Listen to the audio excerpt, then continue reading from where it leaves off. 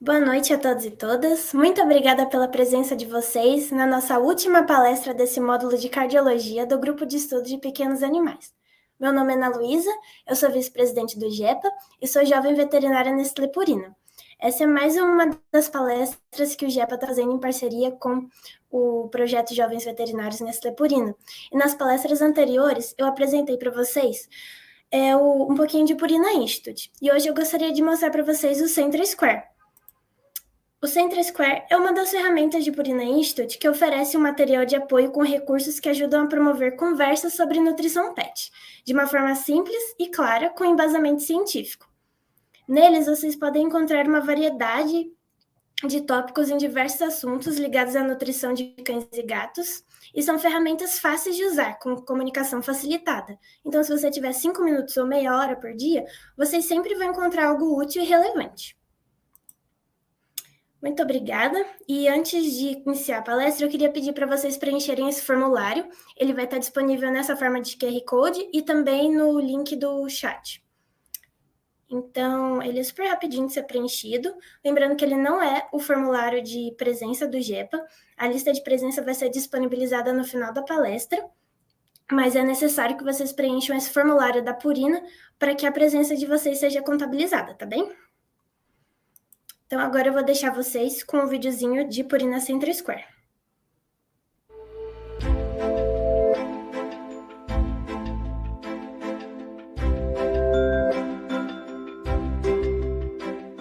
Ao discutir nutrição com seus clientes, você recebe muitas perguntas diferentes todos os dias.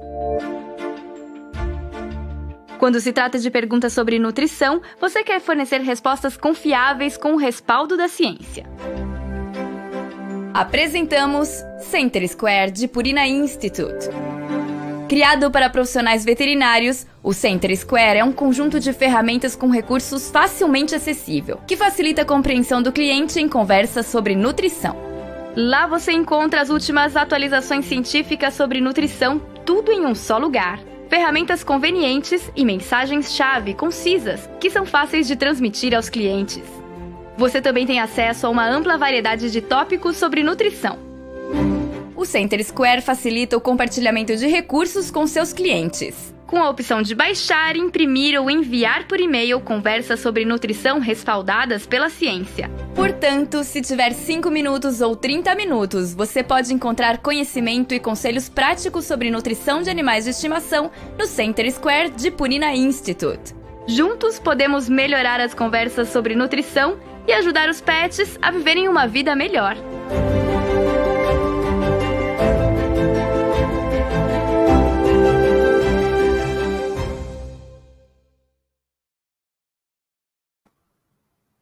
Então, pessoal, sem mais delongas, eu vou chamar nosso palestrante da noite, o médico veterinário Marlos Gonçalves.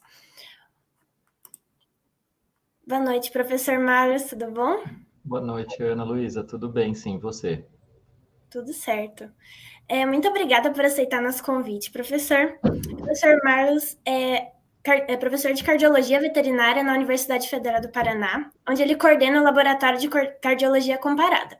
Em 2003, ele concluiu residência em clínica médica de pequenos animais na Unesp de Jaboticabal, realizou aperfeiçoamento em cardiologia veterinária na Cornell University dos Estados Unidos.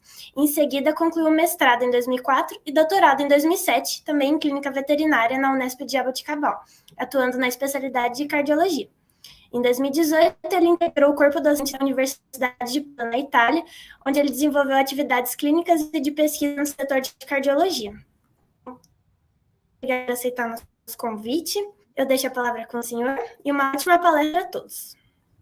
Muito obrigado, agradeço a vocês pelo convite, né? Fico assim extremamente lisonjeado, né, de poder estar aqui hoje com vocês. É uma satisfação imensa, tá? Então, ainda mais falar de um tema tão interessante quanto é a doença valvar. Eu vou compartilhar os slides com vocês. Eu acredito que esteja visível aí. Apareceu já para vocês ou não? Opa, maravilha. Então, vamos lá, né? Vamos falar um pouquinho sobre essa que é considerada a principal doença cardíaca dos cães. Tá? Então, Bom, o que é exatamente a doença valvar degenerativa, ou simplesmente doença valvar, né, degenerativa? Trata-se de um processo que acomete especialmente as valvas atrioventriculares e, quando a gente pensa aí, né, em mitral e tricúspide, sem dúvida alguma, a válvula mitral é mais frequentemente afetada. Então, isso faz até com que a gente dê como nome para essa doença, né, o termo doença valvar mitral, que a gente está aí incluindo o nome mitral na doença em alusão ao fato de que a válvula mitral ela representa aí grande parte dos processos patológicos relacionados a esse contexto aqui que nós estamos discutindo. Então, como é um processo degenerativo, quer dizer, o paciente tem um dia lá no passado uma válvula normal e ela começa a passar por uma série de alterações estruturais que acabam gerando deturpação da geometria dessas cúspides, né? Então, aqui vocês podem ver nessa imagem ecocardiográfica os bordos tortuosos da válvula, né? Dá para perceber claramente que eles são irregulares, que eles têm espessuras diferentes, né, ao longo da extensão dessa válvula, e a consequência desse processo é a insuficiência valvar. Essa válvula passa a ser incompetente. Ela deixa o sangue voltar aqui, ó, dos ventrículos para os átrios, né? Então, aqui a gente está vendo a válvula mitral. Esse é o átrio esquerdo, já bem aumentado nesse paciente. E todo esse mosaico de cores aqui é o sangue regurgitando, tá? O sangue voltando do ventrículo esquerdo para o átrio esquerdo, consequência dessa alteração degenerativa. Então, como é uma doença adquirida, o paciente um dia, como eu disse, tem uma válvula normal e ela vai se alterando estruturalmente. Então, dependendo do momento em que nós fizermos o diagnóstico, a gente pode encontrar essa válvula mais próxima de uma válvula normal ou muito distante de uma válvula normal. Então, veja, essa aqui é uma classificação, né, conhecida como classificação de Whitney, é uma classificação histológica, então, claro, a gente não vai usar isso clinicamente, mas ela está aqui só para mostrar para vocês vários momentos desse processo progressivo. Então, veja, aqui é uma válvula normal, ó, a gente consegue ver que a inserção dela no músculo, o folheto tem uma determinada espessura e essa espessura é constante ao longo de toda a extensão dessa cúspide, né? Os bordos são bem regulares, não vemos nodulações, e à medida que o processo vai avançando, a gente começa a perceber alteração da espessura das cúspides com formação de nódulos, especialmente nas porções distais, que mudam drasticamente a anatomia dessa válvula. E essa alteração estrutural acaba por deturpar a competência desse folheto, né? Ela deixa de conseguir impedir o refluxo de sangue para os átrios quando ocorre a contração ventricular na fase de sístole. Então, aqui a gente está vendo, ó, o ventrículo esquerdo contraindo e parte do sangue que seria ejetado para a aorta, nós não estamos vendo a aorta aqui nessa imagem, mas ela fica aqui nesse canto, parte desse fluxo acaba sendo literalmente empurrado retrogradamente para o átrio esquerdo.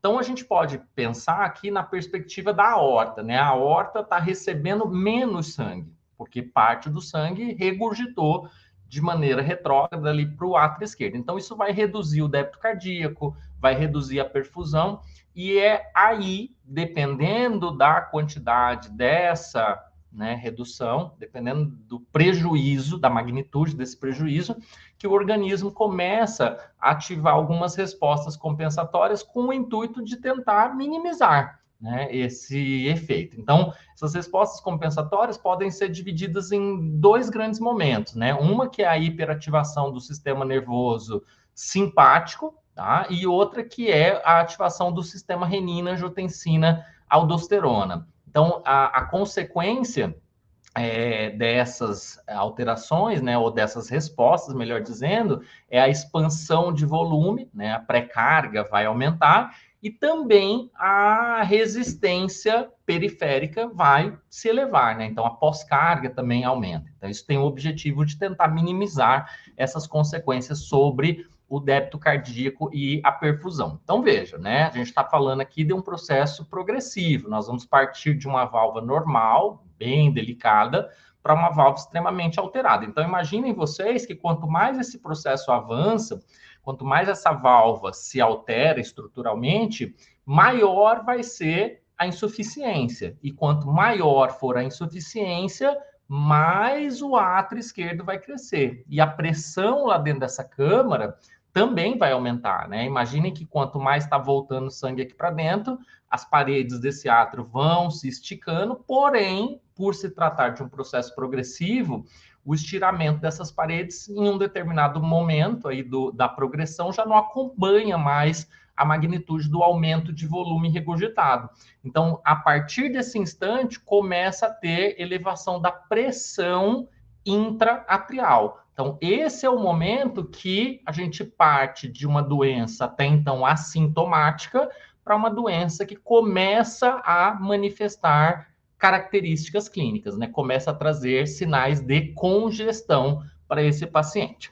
Bom, mas pensando agora no paciente que tem a doença valvar degenerativa, né? Então, nós estamos falando aqui da principal doença cardíaca dos cães.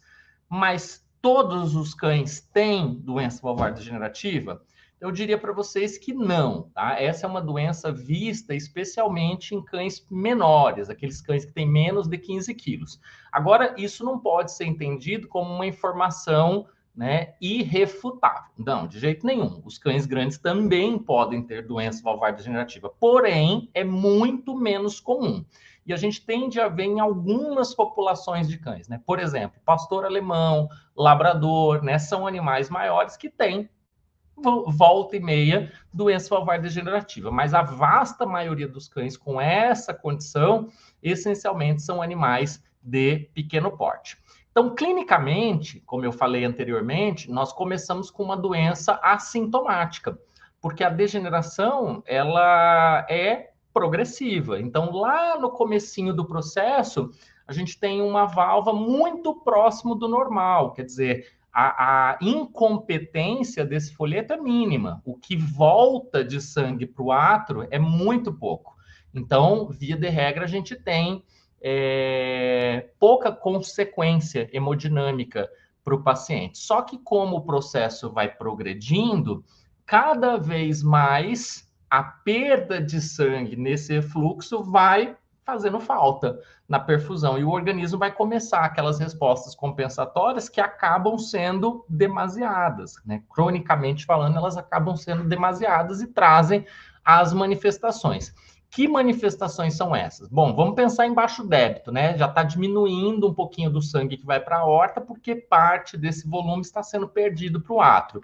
Mas também, e em especial, as manifestações congestivas que surgem em resposta à expansão de volume crônica e de grande magnitude. Então, aqui a gente tem alguns exemplos, né? Então, observe, um paciente que tosse. A tosse pode ser a primeira manifestação dessa doença. Na maioria das vezes tem origem mecânica, é compressão da via aérea pelo átrio dilatado. Mais um exemplo. Olha só, o paciente está bem, né? Clinicamente ele está bem, porém ele está tossindo.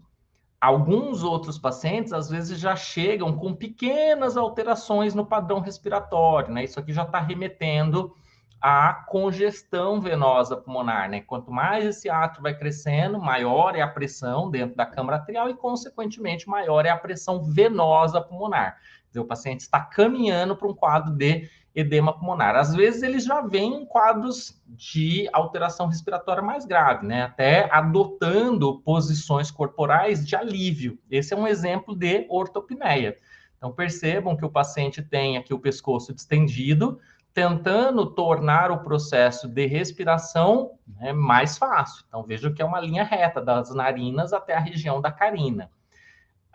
Em alguns cenários, o quadro de dispneia pode ser mais marcante. Então, vejam esse paciente aqui, ó, já tem alteração da frequência e do padrão respiratório, uma respiração mais difícil, né? Mais cansada, olha lá, ó, tá? Então, esse é um paciente que já estava em edema pulmonar. Mas esse é um caso extremo, né? Aqui vocês estão vendo o paciente largado em cima de uma mesa, então, um paciente bastante letárgico, com uma respiração rápida, né, superficial e difícil. Então, o paciente tem taquipneia, dispneia e polipneia. Então, já é um quadro de edema pulmonar bastante importante.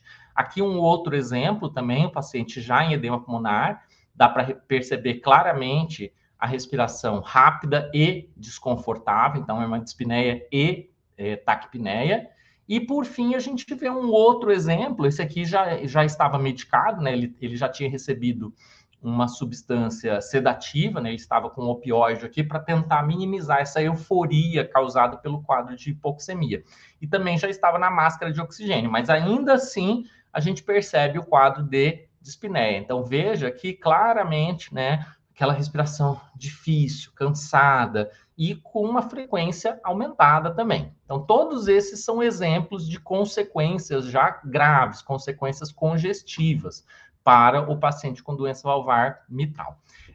Desde 2009, existe uma diretriz que foi publicada originalmente pelo Colégio Americano de Medicina Interna Veterinária, com o objetivo de criar um padrão para classificação, né, e tratamento dos pacientes com essa condição. Como a gente está falando aqui de um documento que é baseado em ciência, ele foi atualizado para incorporar novas evidências científicas. Então, a versão mais recente dessa diretriz saiu em 2019. Então, um dos pontos importantes desse sistema de classificação é o estadiamento, quer dizer, é determinar em qual momento da doença o paciente se encontra. Então, veja, nós temos aí, né, vários estágios. Então, o primeiro, que é o estágio A, é basicamente a predisposição. Então, são aqueles pacientes que não têm a doença, mas apresentam predisposição a apresentá-la. Um exemplo clássico é o cão da raça Cavalier King Charles Spaniel. Esses animais, já se sabe, por meio de estudos genéticos, que apresentam uma grande predisposição ao desenvolvimento da doença valvar degenerativa por expressarem uma série de receptores de serotonina na superfície da válvula que acelera a resposta inflamatória e culmina com a alteração estrutural do colágeno ali. Então, são animais que não têm a doença, mas têm grande probabilidade de desenvolvê-la. Agora, quando a gente fala no paciente que já tem a doença, mas ainda é assintomático, nós estamos no estágio B. Esse estágio B, por sua vez, ele tem dois momentos. Então, a gente tem o estágio B1, que seria o paciente assintomático, mas que ou não tem remodelamento nenhum, quer dizer, o coração não cresceu ainda, não teve uma resposta, aquilo não está trazendo repercussão, ou ele tem, às vezes, um remodelamento muito pequeno, tá? É uma pequena alteração hemodinâmica que já está trazendo alguma consequência e fazendo a pré-carga aumentar. O coração já está crescendo um pouquinho, mas ele permanece assintomático. À medida que o processo evolui, a gente tem mais remodelamento, né? Então, quanto mais o coração cresce, mais diferente ele vai ficando do que ele deveria ser. Então, esse paciente que ainda permanece assintomático, mas já tem um coração mais aumentado, quer dizer, já tem muito mais consequências hemodinâmicas, embora ainda não tenha aparecido, né, consequências clínicas, é o paciente em estágio B2. Então, do ponto de vista clínico, a gente não tem diferença de um para o outro. Ambos são assintomáticos, mas quando eu olho na ecocardiografia, eu vejo que o B1 tem um coração normal. Então, comparem aqui, ó, a circunferência do átrio esquerdo desse paciente em relação à circunferência do ventrículo esquerdo. Vejam aqui o refluxo, ó, é mínimo, né, também, só um jatinho azul aqui. E olhem para esse outro cenário. Olha a circunferência do átrio esquerdo desse paciente e comparem com a circunferência do ventrículo esquerdo. Então, observem que esse átrio está gigantesco, né? O que não é de se estranhar, porque a gente tem um jato regurgitante imenso aqui. Inclusive, olhando para a válvula mitral, dá para perceber que ela está muito mais espessa do que essa aqui, porque essa doença tem um tempo maior de evolução. Mas, curiosamente, esse paciente e esse são assintomáticos. Então, ambos clinicamente estão do mesmo jeito. Só que quando a gente olha no exame de imagem, a gente percebe que esse indivíduo aqui já tem um coração com muito mais consequências, quer dizer, muito mais remodelado. Então, essa seria a diferença desses dois momentos, né? Aqui, de novo, olhando, né, o que eu acabei de mostrar, e olhando por outra perspectiva, a gente vai comparar aqui o tamanho do átrio esquerdo, que é essa estrutura aqui, ó, parece uma baleia, né, com a aorta. Em condições normais, essa relação entre átrio esquerdo e aorta no cão não pode passar de 1,6. Né? Comparem aqui, ó, de novo, ó, o tamanho do átrio com o tamanho da aorta. Dá para perceber que esse átrio aqui é mais de 2 vezes o diâmetro da aorta. Então, existem alguns critérios, né, que a gente usa para poder separar esse paciente B1 do paciente B2, porque, como eu disse, eles são clinicamente iguais. Então, um dos critérios, talvez o mais importante deles, é exatamente essa relação entre o diâmetro do átrio esquerdo e o diâmetro da aorta. Quando ele passa de 1,6, a gente diz que esse paciente já tem bastante remodelamento, portanto, ele é um paciente B2. Mas não é só isso, né? A gente pode olhar também para o tamanho do ventrículo esquerdo. Então, quando eu meço o maior diâmetro do ventrículo esquerdo, que é na diástole, né? Quando ele está cheio de sangue, eu vou encontrar, né, no paciente que já tem muito remodelamento, muito volume lá dentro daquela câmara. Então, isso vai fazer com que esse diâmetro diastólico fique aumentado. A gente usa aqui um índice, né, que basicamente é o resultado dessa relação, né, tamanho do ventrículo esquerdo em diástole dividido pelo peso elevado a essa potência aqui, né? Isso faz com que a gente produza uma variável que a gente chama de diâmetro esquerdo em diástole normalizado pelo peso, né? Então, ele não pode passar de 1,7 no paciente B1. Se passou de 1,7, a gente diz que já tem bastante remodelamento, a gente vai chamar de B2 esse paciente. E tem um critério que é radiográfico, que é o tamanho cardíaco vertebral, o VHS. Então, o VHS a gente faz usando radiografias, né? E a gente compara o maior diâmetro longitudinal, que vai aqui da região da carina até o ápice cardíaco, e o maior tamanho transversal, ó, que vai da borda cranial até a borda caudal, observando que tem uma relação ortogonal, né, entre essas duas retas. E o que a gente faz? Ó, depois de medidos esses dois diâmetros do coração, a gente compara com o tamanho dos corpos vertebrais. Então, perceba, ó, aqui a gente tem 1, 2, 3, 4, 5, 6,5 nessa aqui, ó, tá? Nessa reta vermelha. E depois mais 1, 2, 3, 4, 5, 6, né? Então, 6,5 mais 6 vai me dar 12,5 nesse paciente. Então, se eu tenho 12,5, passou de 10,5, quer dizer, é um critério para B2, né? Já está bem aumentado esse coração. Agora, quando o paciente se torna sintomático, a coisa muda totalmente de figura. Aí já não importa mais quanto que está remodelado, né? Aí eu estou olhando agora para a presença de manifestações de insuficiência cardíaca congestiva.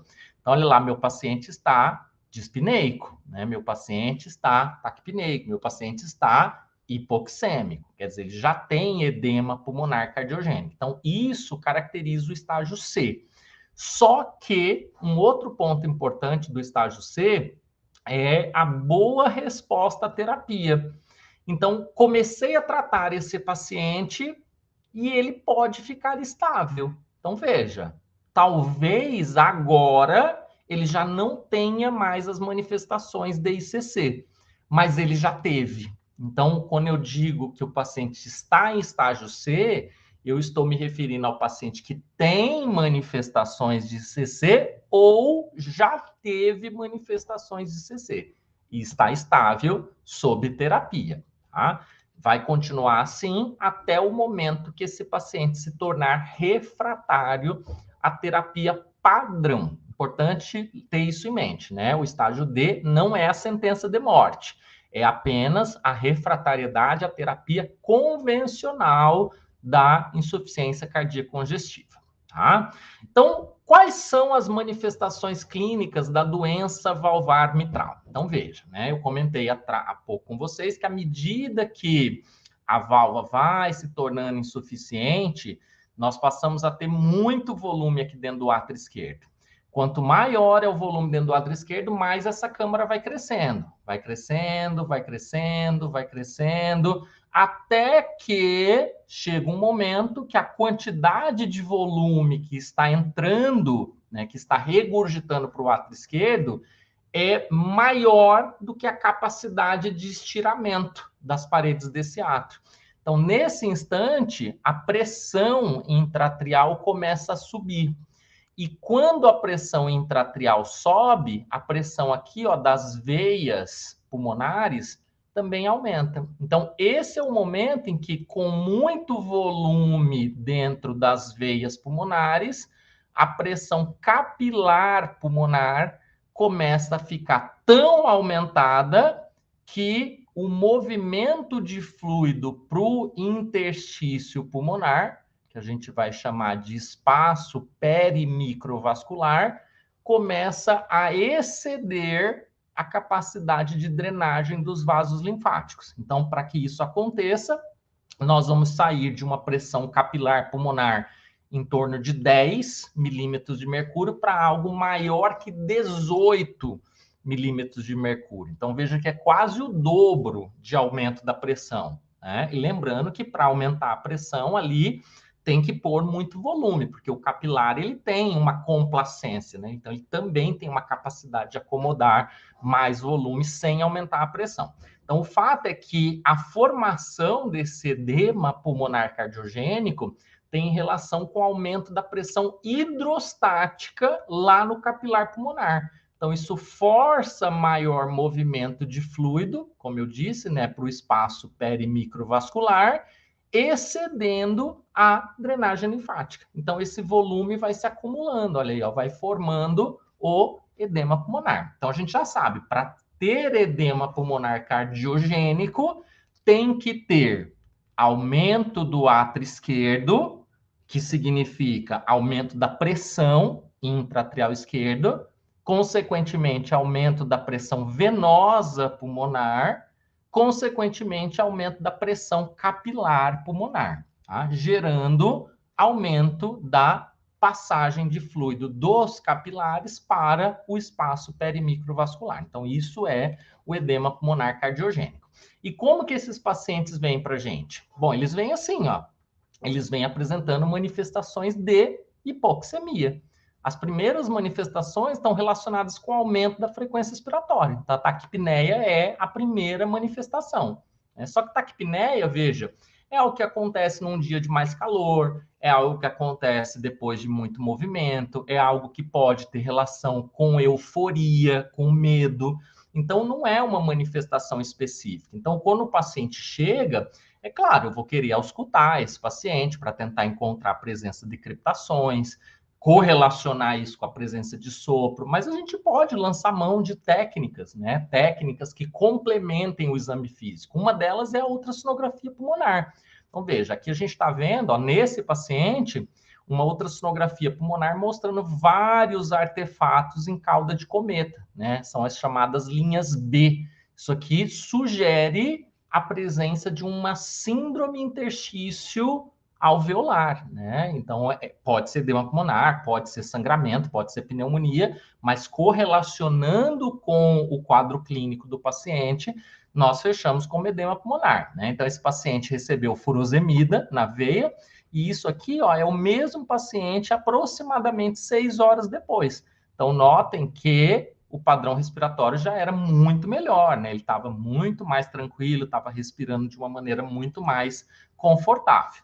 Então, para diagnosticar a doença valvar, né, como que nós vamos fazer? Então, primeira coisa, né, se o paciente for sintomático, a gente já parte daí. Então, ele tem manifestações clínicas que podem ser de baixo débito, então isso inclui o quê? Letargia, prostração, intolerância ao exercício, alguns podem até chegar a ter síncope.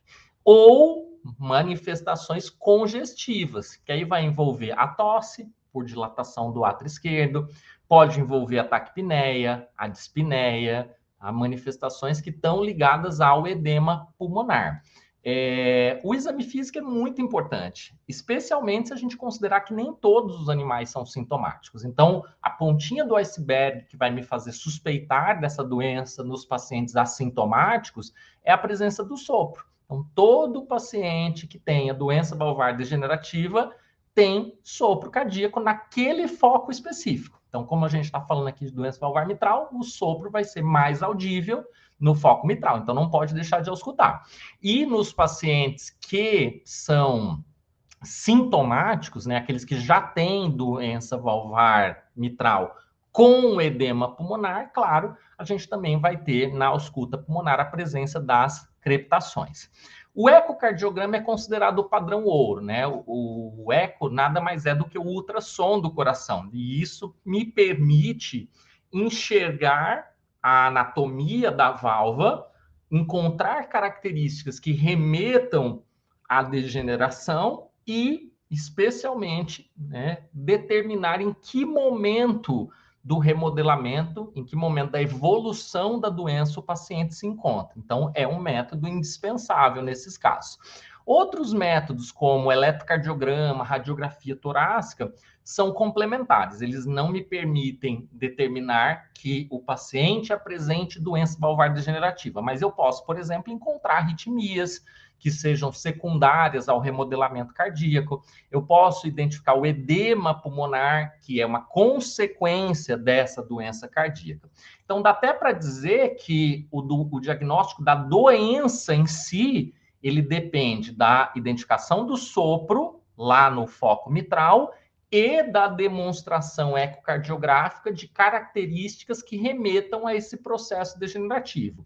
Enquanto a maior consequência, que é o edema pulmonar, né, ou a síndrome congestiva, já está relacionado com a presença de manifestações clínicas e a demonstração radiográfica dessa condição. Então, olha aí, ó, a gente já separou aqui o diagnóstico sindrômico, que é a insuficiência cardíaca congestiva, do diagnóstico, né, anatômico, ou do diagnóstico etiológico, tá, do processo, que é a degeneração valvar propriamente dita. Tá?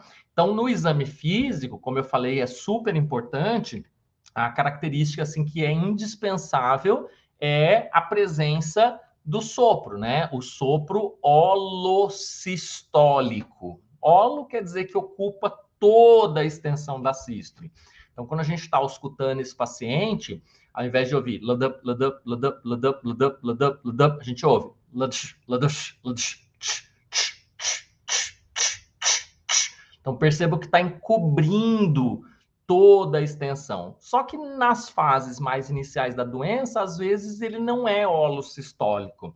Às vezes ele é um sopro sistólico, mas ele não encobre. Então, lupsta, lupsta, lupsta, lupsta, lupsta, lupsta, lupsta. E à medida que vai evoluindo, em que foco, né? Então, nós vamos ouvir esse sopro mais especificamente no foco mitral. E onde que está o foco mitral? Hemitórax esquerdo, no quinto espaço intercostal. Uma forma simples de identificar é colocar a mão aberta sobre a parede torácica esquerda e sentir o ponto onde o coração, ó, interage com a minha mão, né? Isso aí é conhecido como choque de ponta e é uma forma de maneira bastante objetiva, reconhecer onde que está o foco mitral. Naquela fase em que o paciente tem a resposta simpática, uma das consequências é o aumento da frequência cardíaca. Então, dá para encontrar, né, quando a doença vai evoluindo, um paciente taquicárdico. Da mesma forma, à medida que o paciente vai desenvolvendo as consequências da hipoxemia, relacionada ao edema pulmonar, ele tende a ter aumento da frequência expiratória, que é a taquipneia, e alteração do padrão respiratório, que é a dispneia, aquele desconforto para respirar. E havendo o edema pulmonar, também serão percebidas crepitações pulmonares. Onde que elas ficam? Especialmente na região perihilar, tá? Que é aquela área onde os vasos entram e saem do pulmão. Tá? Então, aqui na região mais alta, ó, média do tórax, com extensão para a porção mais caudal, do tórax. Então, o edema pulmonar cardiogênico é nessa área, ele não é aqui na frente, ele não é aqui embaixo no cão, tá?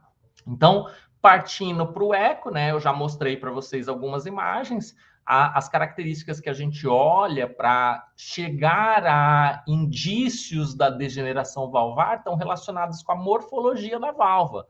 Então, veja, ó, observe, aqui já é uma válvula minimamente alterada, a gente consegue notar que a pontinha dela está mais grosseira, olha lá, ó, se eu parar aqui, dá para perceber que a extremidade dos folhetos, ela está mais grossa, né? Ela lembra assim como se fosse um cotonete. Tá? Isso aqui é uma degeneração numa fase mais inicial, né? Tanto que a gente percebe que o que volta aqui, ó, é muito pouco. É o azul aqui, ó, voltando quando a válvula está fechada. Aqui ela está aberta, né? Olha lá, ó, aqui, ó. Isso aqui é insuficiência, tá? Esse azulzinho. Agora, nesse outro exemplo, ó, eu não preciso nem congelar. Dá para perceber claramente que essa válvula está muito espessa, está muito alterada, está grosseira, né? A inserção dela aqui no músculo é muito mais delicada do que a ponta. E a tricúspide também está bem degenerada, né? Isso está fazendo com que a gente tenha uma grave consequência hemodinâmica. Então, veja todo esse mosaico de cores. Aqui é o sangue voltando do ventrículo para o átrio, e o átrio esquerdo está imenso, né? Está gigante, com dilatação das veias pulmonares aqui, ó. Tá? Então, esse já é um quadro muito mais avançado. Se a gente analisar o tamanho do átrio esquerdo, ó, comparem aqui o diâmetro do átrio esquerdo com o diâmetro da aorta. A gente percebe que tem uma relação átrio esquerdo da aorta menor que 1,6 aqui. Aqui, né, indo no sentido contrário, já está muito maior o átrio esquerdo do que a aorta, né? Cabe o quê? Umas 3 aortas aqui dentro, pelo menos, talvez até mais, né? Nesse sentido aqui, ó. Então, a relação átrio esquerdo da aorta bem maior do que o que seria o aceitável. Então, já é um paciente que tem muito mais evolução e mais próximo, se não estiver já, né, muito mais próximo do quadro congestivo. Radiografia também é bastante importante, né? Esse aqui é um exemplo de paciente B1, então veja, o coração normal, né? A gente não percebe nenhum tipo de proeminência aqui no átrio ou no ventrículo esquerdo, mas a doença está lá. E esse, por outro lado, já é um paciente em estágio C, né? O coração está bem aumentado, ó, átrio esquerdo aumentado, ventrículo esquerdo aumentado, traqueia deslocada dorsalmente pelo crescimento do átrio esquerdo.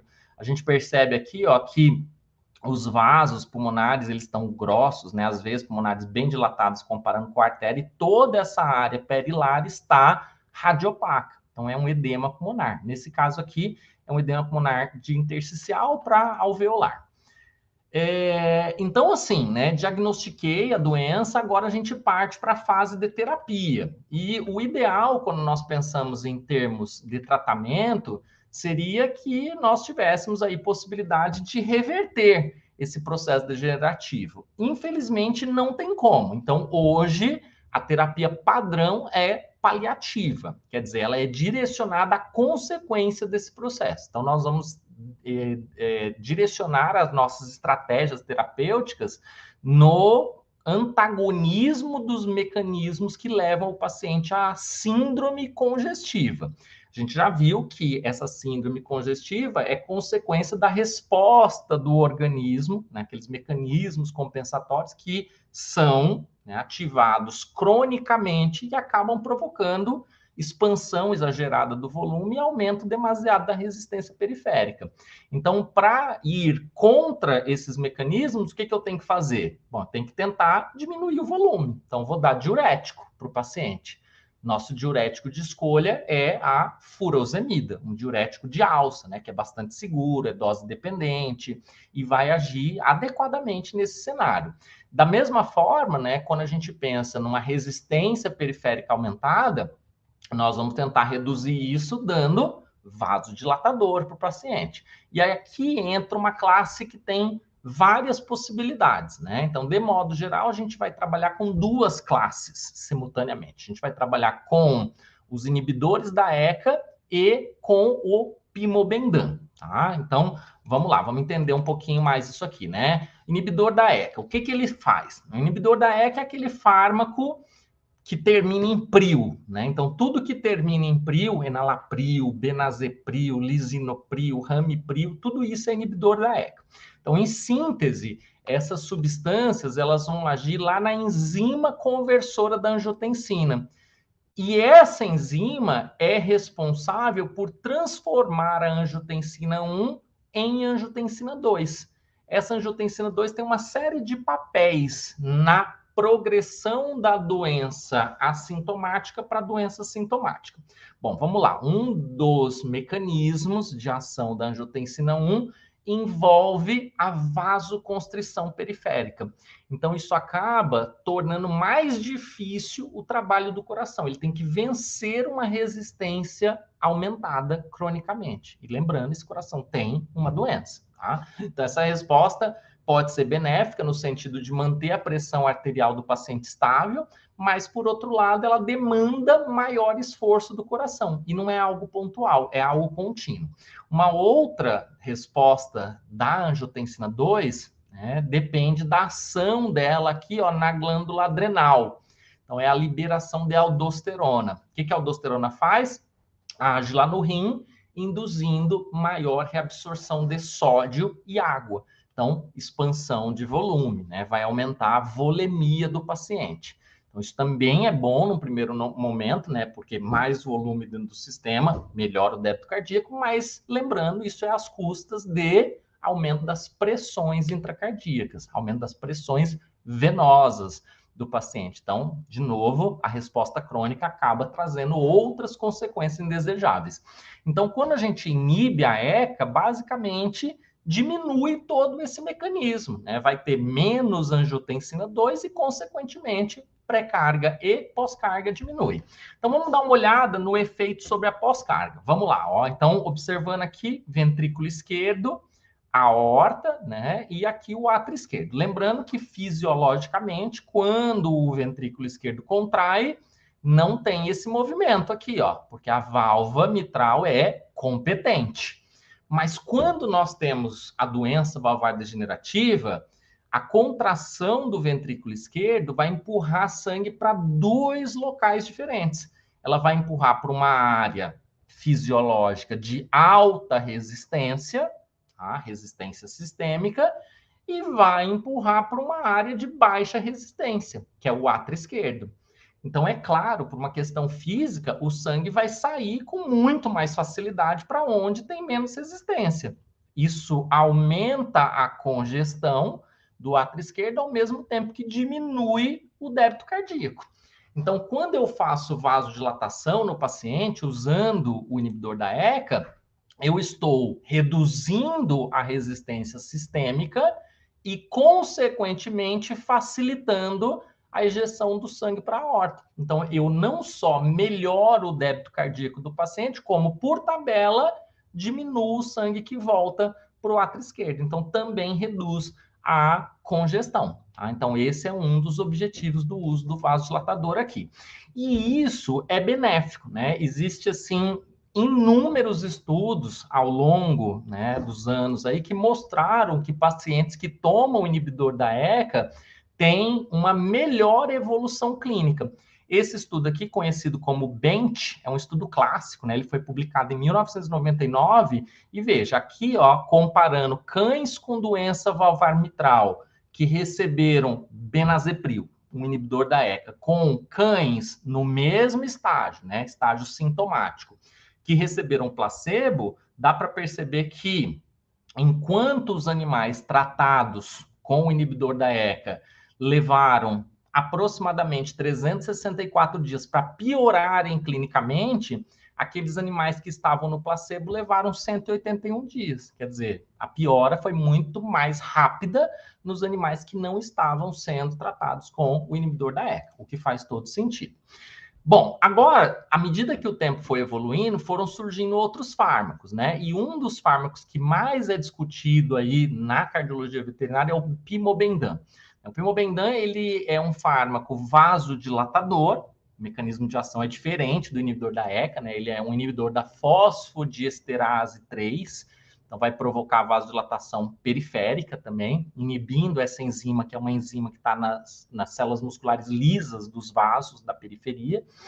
E, ao mesmo tempo, agindo no miocárdio, então, outro local de ação, ele aumenta a força de contração. Então, ele é um inotrópico positivo. Como que ele faz isso?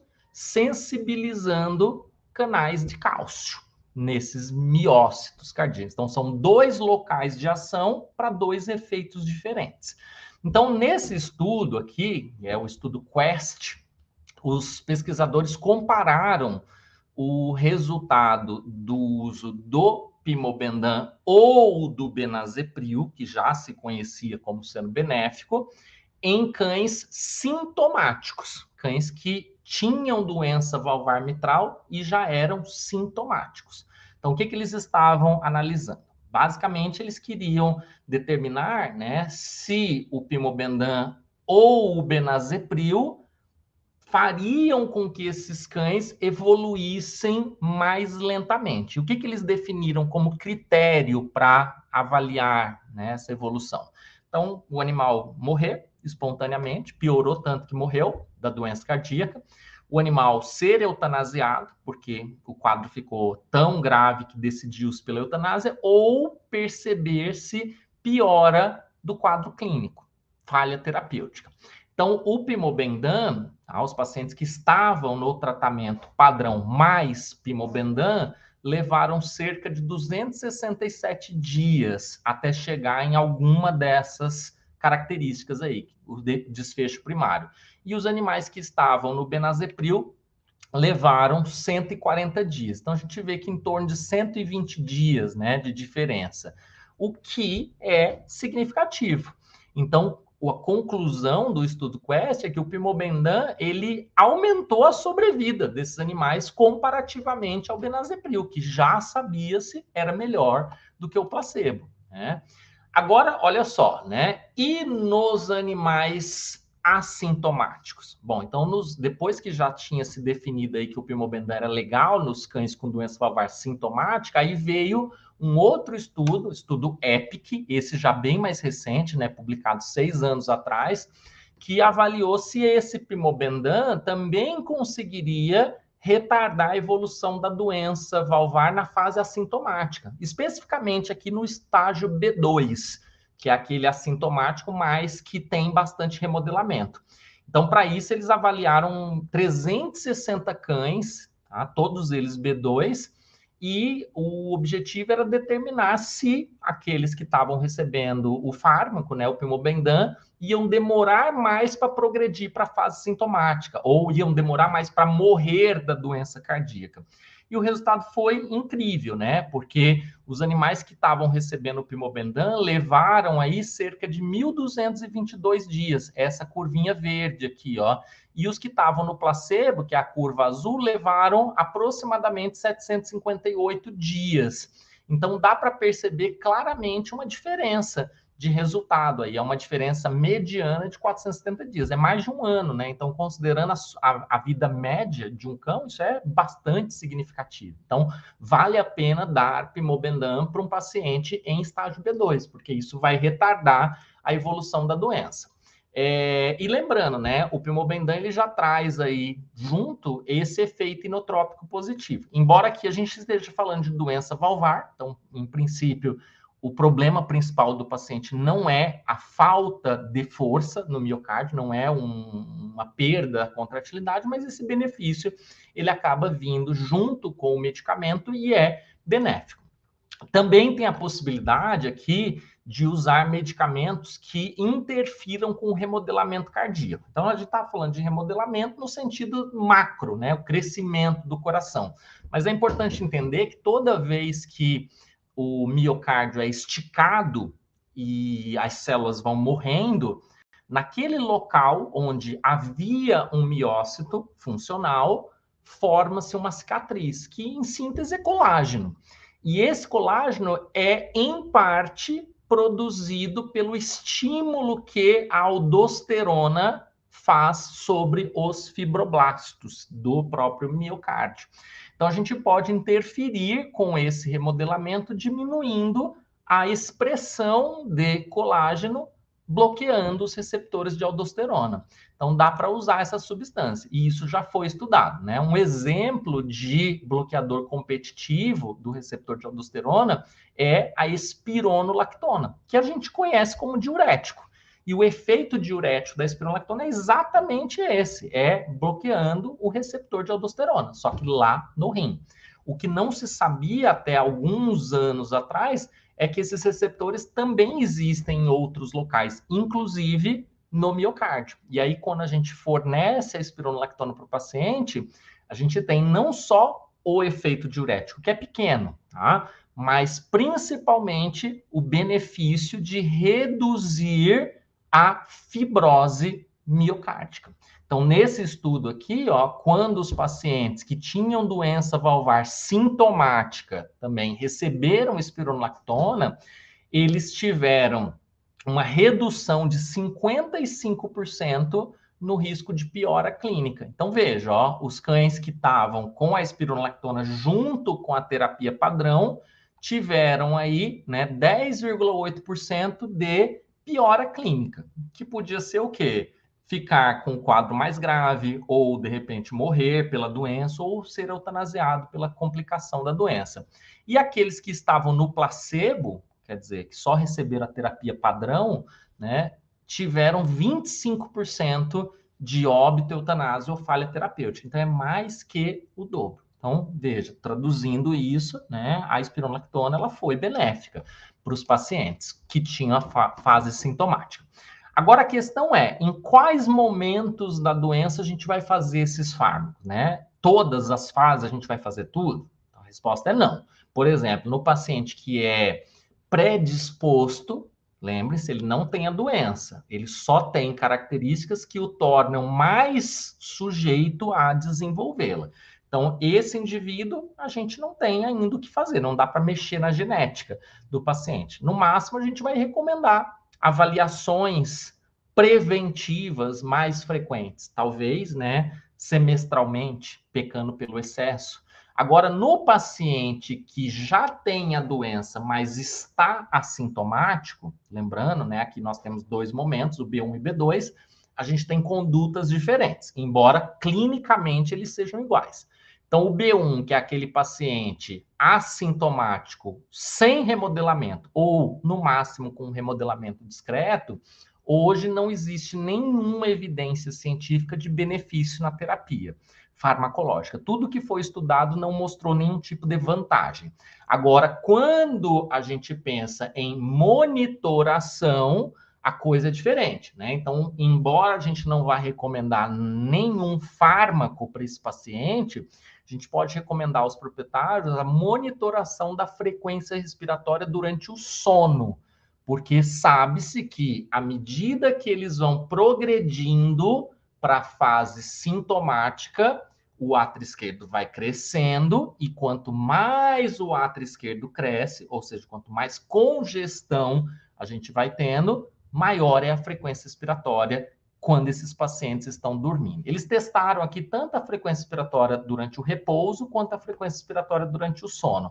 E a frequência respiratória durante o sono foi melhor. Então, via de regra, os cães, quando estão na fase assintomática, a fase pré-clínica da doença valvar ou da doença cardíaca, tem uma frequência respiratória durante o sono menor que 25. Então, a gente vai criando todos os dias ali, em um determinado horário, né, um padrão para aquele paciente. Ó, então, a dele é em torno de 22, quando ele está dormindo, 20, né, 19, 22, 19, 20. Aí, eis que um dia, né, tá 25, 26, 27, 28. Então, esse é o momento de reavaliar esse paciente, porque muito provavelmente ele está progredindo para a fase congestiva. Já o paciente B2, que também é assintomático, porém tem um remodelamento já maior, vai se beneficiar do uso do Pimobendan. É o estudo EPIC, que eu mostrei agora há pouco.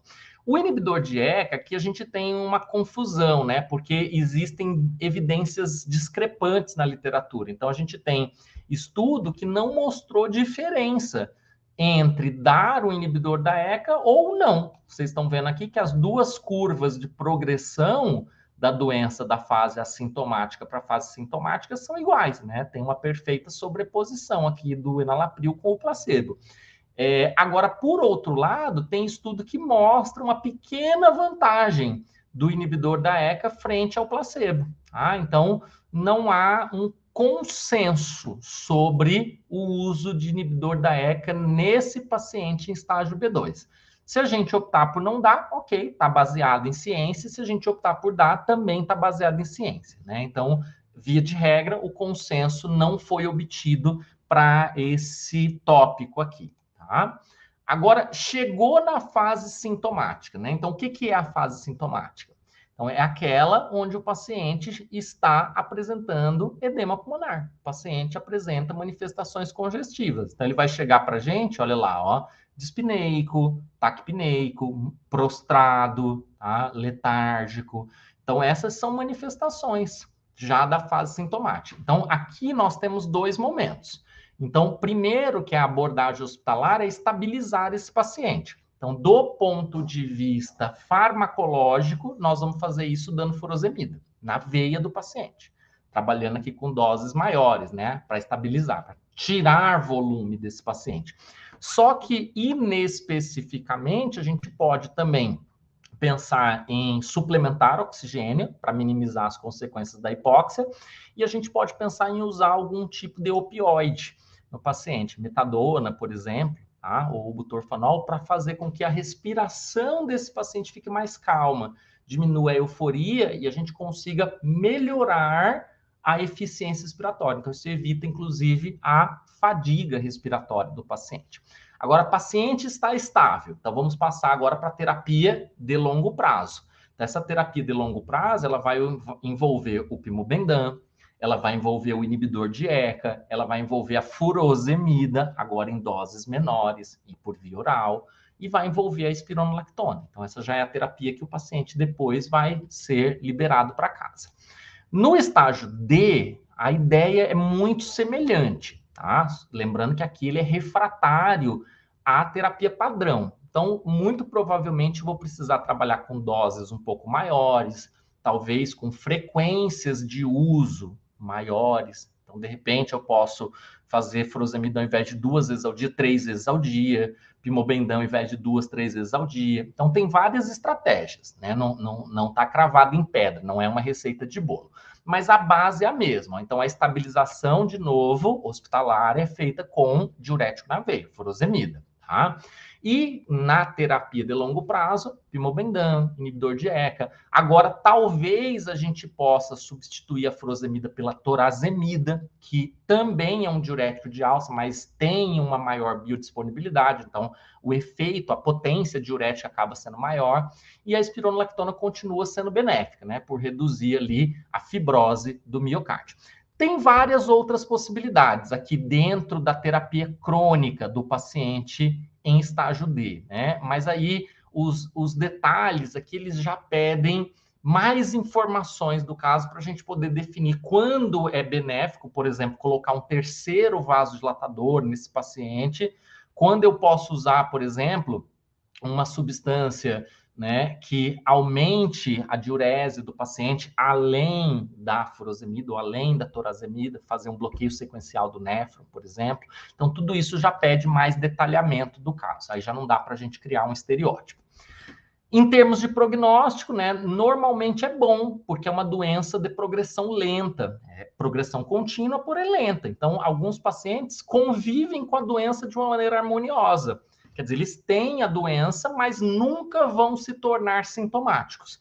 A gente pode entender que quanto mais avançada é a doença, maior é a probabilidade de ter uma evolução ruim, né? Então, esse é um estudo que já tem alguns anos, né? Mas aqui os pacientes com doença valvar estão separados em 3 grandes categorias: os assintomáticos, os que são sintomáticos durante atividade física, sintomáticos aos esforços, né? E aqui os que são sintomáticos mesmo em repouso.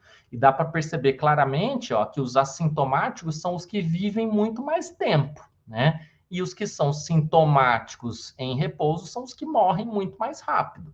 o que é, de certa forma, óbvio. Mas um outro ponto que a gente pode considerar é que nas formas mais avançadas dessa doença, existem algumas complicações que pioram o prognóstico. Uma delas, por exemplo, é a arritmia. E a arritmia na doença valvar degenerativa está muito associada ao remodelamento. É muito mais comum ter remodelamento num paciente C do que num paciente B2. Por sua vez, é muito mais comum ter a arritmia num paciente B2 do que num paciente B1. Então, quanto mais remodelado estiver o coração, maior é a chance de ter arritmias. E elas pioram o prognóstico. Da mesma forma, uma outra complicação, né, que está descrita nessa doença é a hipertensão pulmonar. Nesse caso, é uma hipertensão pulmonar pós-capilar, quer dizer, ela é secundária à congestão venosa pulmonar crônica. Então, esse estudo aqui, ele mostrou que 39% dos cães com doença valvar mitral em estágio B2 e C desenvolvem hipertensão pulmonar. E esse cenário piora o prognóstico. Então, veja, ó, enquanto os cães que não tinham hipertensão pulmonar tiveram uma sobrevida mediana de 758 dias, aqueles que tinham hipertensão pulmonar viveram 456 dias. Então, é praticamente 300 dias de diferença, né? 10 meses a menos. É bastante se a gente considerar o período de sobrevida, né, esperada do cão, ainda mais com uma doença importante como essa. Então, para fechar, pessoal, quais são as mensagens que eu deixo para você, né? Então, a gente sabe que é uma doença que tem características clínicas variáveis. A gente pode ir desde um paciente completamente assintomático até um paciente com edema pulmonar gravíssimo. E, especialmente nesses pacientes assintomáticos, a única evidência clínica da presença da doença degenerativa valvar é a presença do sopro. Então, claro que é fundamental sempre auscultar os pacientes, né? Fazer um exame físico completo em todos os pacientes, independente do motivo que os trouxe ao consultório. É a melhor forma de identificar a doença nessa fase pré-clínica.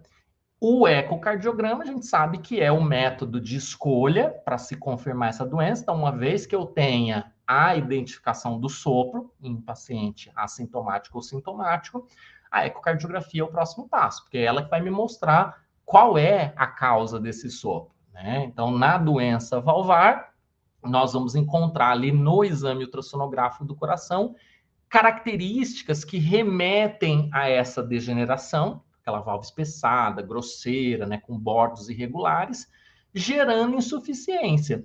E dependendo do momento da doença, pode ser que já tenha consequências hemodinâmicas, quer dizer, o coração já está crescendo. Às vezes não, né? Às vezes numa fase muito inicial pode ser que o coração esteja normal.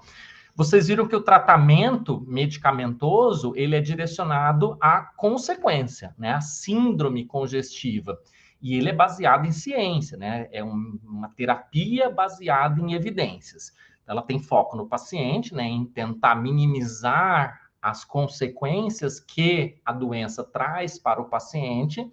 Tem bastante estudo, né, que suporta o uso dessa terapia que hoje é recomendada no consenso e é de praxe, né, para o cão com doença valvar, mas a gente tem várias outras possibilidades. A única coisa, importante dizer, não se deve usar terapias especulativas, tá? Então, a gente tem que procurar conduzir o caso com base em princípios científicos. E, obviamente, que isso aqui não é estático, né? A ciência é dinâmica. Então, pode ser que o que hoje a gente recomende, de repente, amanhã seja diferente. E eu posso dizer para vocês que isso é verdade. Porque quando eu me formei há 22 anos atrás, a terapia da doença valvar era totalmente diferente do que a gente faz hoje, tá? Nem se sonhava em fazer Pimobendan, né? Pimobendan é uma coisa que, no Brasil, a gente começou a fazer em 2007, né? Então, é algo muito mais recente. Mas é fato que tem vários estudos com outros fármacos acontecendo e que acontecerão e que talvez em um futuro mudem essa terapia. Então é importante a gente estar antenado aí para as mudanças nesse padrão de condução da terapia, tá? Pessoal, era isso que eu tinha para falar para vocês, né? Eu agradeço o convite. E se alguém tiver alguma dúvida, eu fico aqui à disposição de vocês.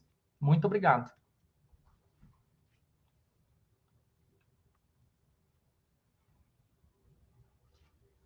Bom, estou vendo aqui na tela uma pergunta. Posso responder já? Oi, professor. Tudo bem? Eu sou a Elizabeth. Primeiramente, eu queria agradecer, em nome do GEPA, pela palestra incrível. E agora nós vamos ver algumas dúvidas que mandaram, tudo bem? Tudo bem, vamos lá.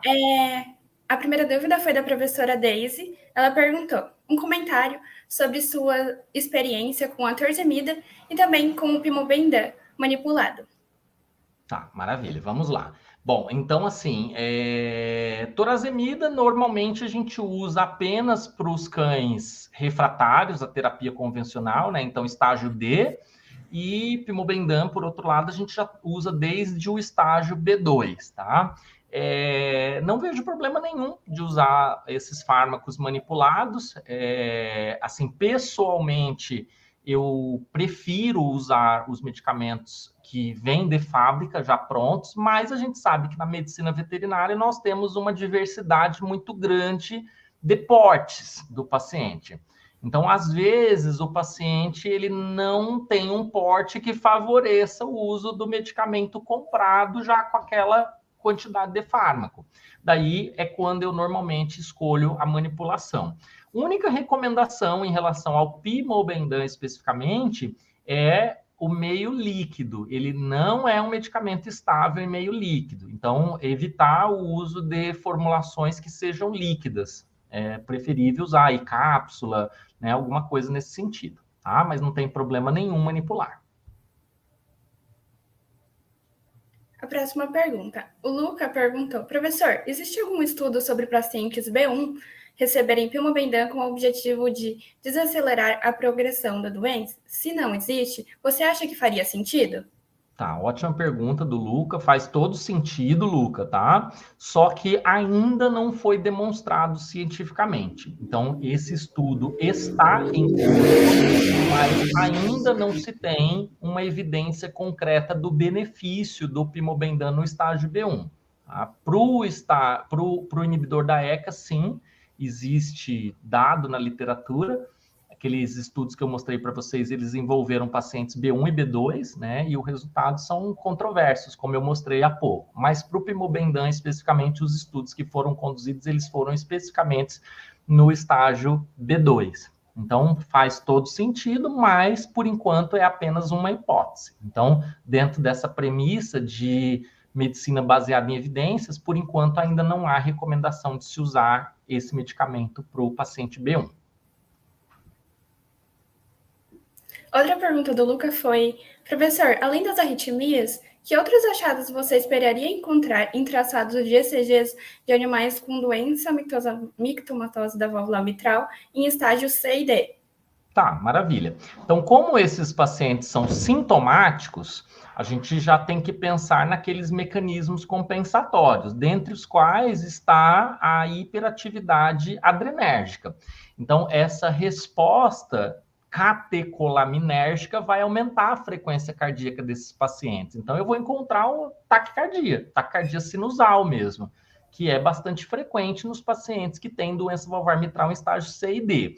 Como eu tenho mais ciclos ao longo do tempo, eu também vou encurtar a duração de cada ciclo. Então, se eu analisar o intervalo QT desse paciente, ele tende a ser menor do que de um paciente que tem a frequência cardíaca menor. Esses são dois exemplos que fogem do conceito de arritmia que a gente encontra num cão com doença valvar mitral em estágio C e D. Mas eu diria assim que o mais importante é realmente a possível presença de arritmias. Aí, quando a gente fala em arritmias, aqui vamos pensar nas arritmias não sinusais, que vão envolver ectopias supraventriculares, isoladas ou em alorritmos.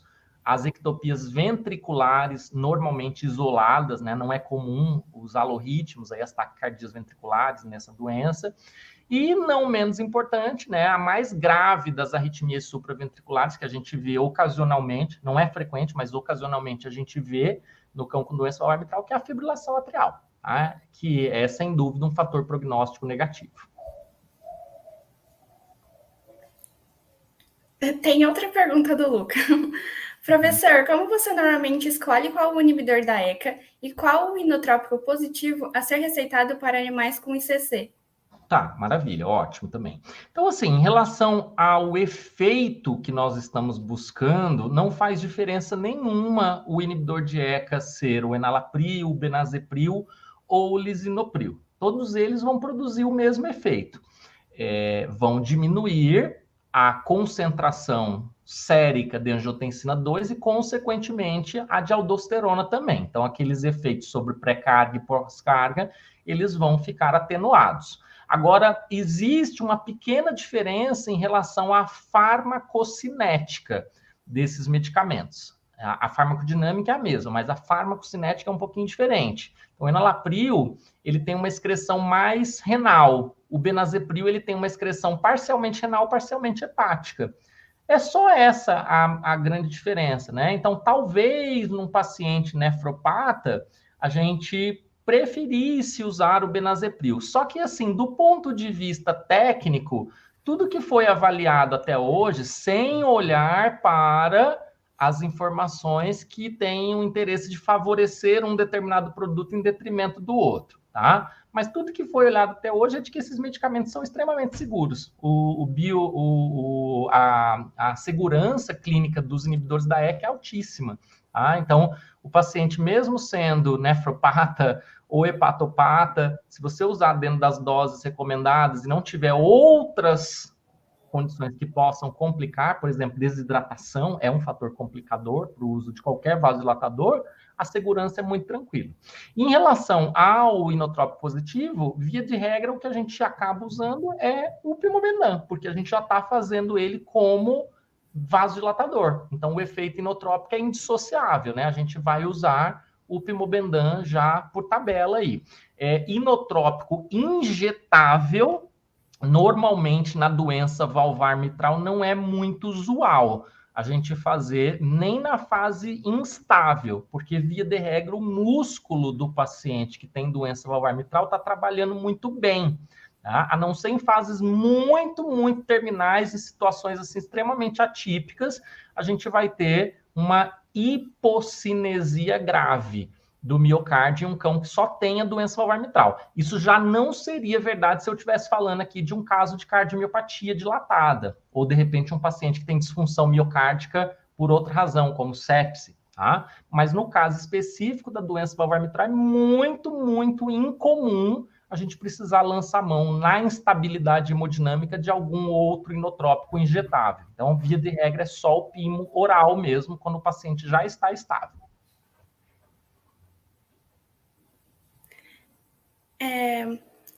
Outra pergunta da professora Daisy. Alguma recomendação para cães com DMV e azotemia? Casos muito comuns em nossa rotina. Maravilha, tá. É bastante frequente que a gente tenha esse cenário de cardiopata, nefropata, porque nós estamos aqui falando de uma doença crônica e, portanto, mais importante em animais de meia idade para frente, onde os dois cenários se sobrepõem. No paciente que é minimamente azotêmico, a gente precisa, sim, ter algum cuidado com o uso desses medicamentos que nós vimos aqui, mas a preocupação ela não é tão exagerada, porque eu diria que o próprio uso do inotrópico positivo e a retirada da congestão, tá, já ajuda a melhorar a perfusão renal do paciente. Então, isso por si só já aumenta a taxa de filtração glomerular. A gente começa a ficar mais preocupado no paciente que está em estágios avançados da insuficiência renal, aquele paciente que já é mais azotêmico, né? Aí esse paciente já demanda um pouco mais de atenção em relação à dose de diurético que a gente vai usar, ao estado de hidratação, porque ele não pode ficar hipovolêmico. Então, veja que é uma decisão assim que não tem uma resposta matemática, porque a linha tênue que separa o estar em congestão do estar desidratado, ela varia muito de paciente para paciente. E enquanto o estar em congestão é ruim para o cardiopata, o estar desidratado é péssimo para esse nefropata numa fase mais avançada. Então, não tem uma resposta padrão, é individualização mesmo, tá? E outra pergunta do Luca. Professor, para pacientes B1 principalmente, existem algumas recomendações de hábitos comportamentais para desacelerar a progressão da doença? Como evitar sedentarismo, obesidade, etc. Tá. O Luca, olha só, faz algum sentido, né, a gente pensar nisso, mas assim, diferentemente da espécie humana, que tem na doença coronariana, na arteriosclerose, o seu principal problema, nesses cães, nós temos aí uma doença de cunho genético. Então, esses hábitos aí, eles não mudam o curso da doença, né? Então, a doença, ela não tem nenhuma relação com esses fatores ligados ao comportamento do paciente. Ela é genética mesmo, tá? Então, assim, até hoje ninguém conseguiu demonstrar que diminuir peso ou exercitar mais os pacientes diminua a chance do paciente desenvolver a doença ou progredir. Agora, o que se sabe, é verdade, é que ser obeso e ter a doença progredindo para a fase clínica vai intensificar as manifestações clínicas, porque a complacência torácica diminui do paciente obeso. Outra coisa importante, né? O paciente sedentário, ele tem também fatores aí aumentados que podem intensificar o desequilíbrio autonômico, que é comum na doença. Então, o exercício, ele modula o equilíbrio autonômico. Isso também está demonstrado na literatura, tanto de maneira experimental, quanto usando doença natural. Então, hoje, aquele conceito, não pode exercitar de jeito nenhum quando é cardiopata, ele não é bem verdadeiro. Não pode fazer exercícios extenuantes, mas um exercício leve, né, o paciente não pode ficar completamente parado. Então, tendo a doença, esses conceitos, eles são importantes para a gente tentar minimizar as consequências, mas em termos de prevenir progressão, isso não, tá bom?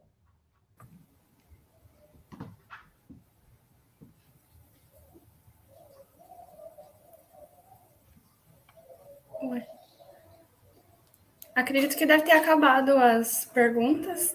Eu queria agradecer de novo, em nome do GEPA, pelo senhor ter aceitado o convite e pela palestra extremamente enriquecedora. Muito obrigada mesmo.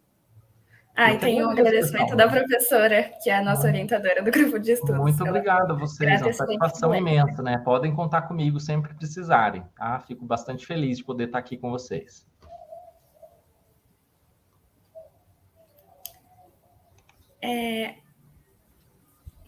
Agora eu acho que nós vamos, enquanto vai estar realizando o sorteio, nós vamos apresentar os patrocinadores do grupo de estudos. Primeiramente, eu vou ler um textinho preparado pelos nossos patrocinadores Zoetis e a FANPEC. A Zoetis, como líder mundial em saúde animal, a Zoetis é movida por um propósito singular: fortalecer o mundo e a humanidade por meio da promoção do cuidado com os animais. Depois de mais de 70 anos trazendo inovações na maneira de prever, prevenir, detectar e tratar doenças em animais, a Zoetis continua a apoiar aqueles que criam e cuidam de animais em todo o mundo, de pecuaristas a médicos veterinários e tutores de animais de estimação. Todo o portfólio de medicamentos, vacinas, diagnósticos e tecnologias terapêuticas e aproximadamente 12.100 funcionários fazem a diferença em mais de 100 países. E da editora FANPEC, com sede na cidade de Ribeirão Preto, Estado de São Paulo, Brasil, a Fundação de Pesquisas Científicas de Ribeirão Preto, FANPEC-RP, foi criada em 10 de março de 1983 pelo professor Dr.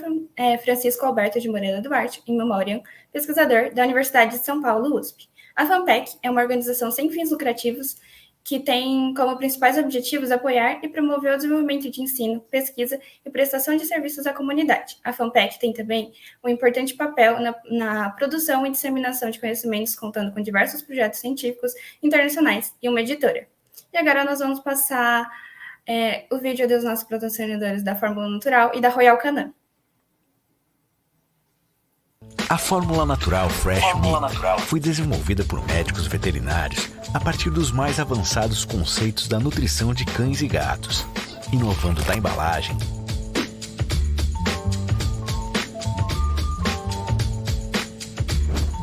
até seus ingredientes. Uma linha de alimentos que oferece saúde, bem-estar, longevidade e agrada aos paladares dos pets mais exigentes. Livres de grãos e sem ingredientes transgênicos, a fórmula natural Fresh Meat tem como diferencial a presença de carne fresca em sua composição, reunindo proteínas de alta qualidade e fontes diferenciadas de carboidrato.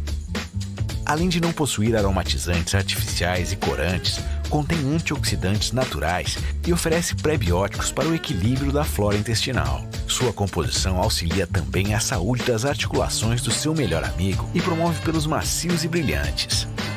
Fórmula natural Fresh Meat. Nutrição avançada está em nosso DNA. A fórmula natural Fresh Meat é o alimento ideal para seu pet. Desenvolvida por médicos veterinários com os mais avançados conceitos da nutrição de cães e gatos. É formulada com carne fresca, sem a utilização de grãos, sem ingredientes transgênicos e com antioxidantes naturais. Tudo produzido com alta tecnologia. Fórmula natural Fresh Meat. Nutrição avançada está em nosso DNA.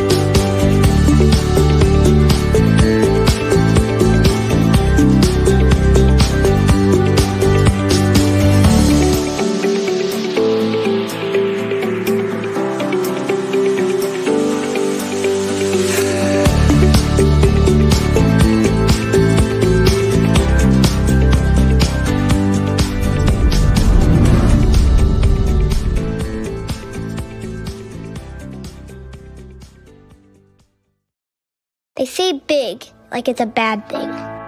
They say big is old, that it moves too slow. They say big can never be good. Purina believes it can.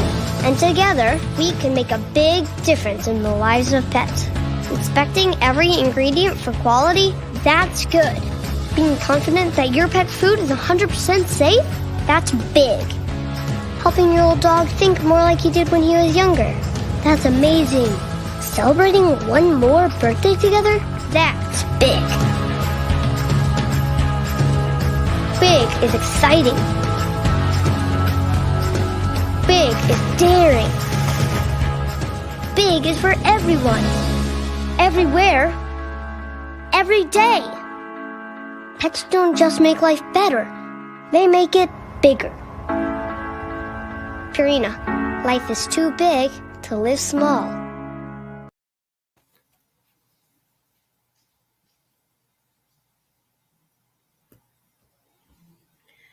Bem, agora, sem mais delongas, o sorteio. E lembrando que para esse sorteio, né, ele se destina para as pessoas que residem em Pirassununga. E aqueles que forem sorteados, eles têm que se manifestar no chat.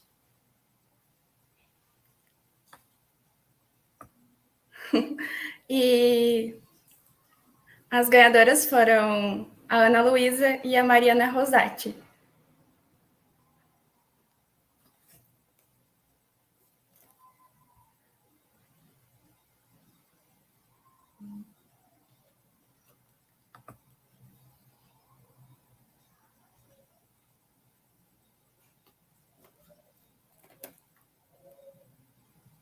A Ana Luísa já se manifestou no chat, então acho que tá tudo certo.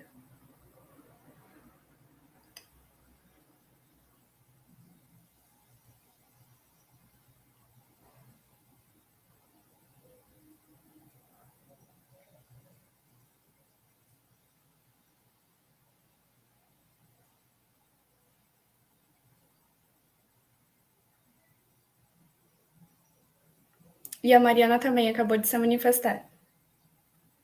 Então, bem, é isso.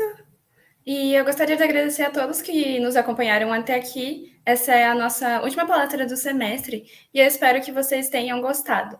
No próximo semestre tem mais, por isso fiquem ligados nas nossas redes sociais. Uma boa noite a todos.